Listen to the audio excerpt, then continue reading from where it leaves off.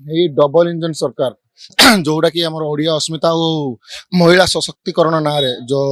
BJP सरकार को आसी देखिए दीर्घ 8 मास है पाखापाखि 1600 केस एमती है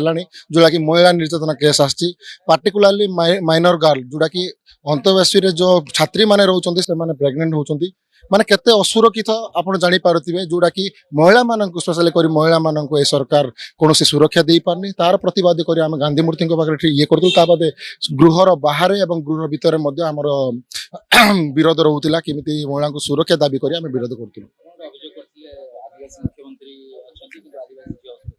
हाँ निहाती भाव देखो आदिवासी मुख्यमंत्री जो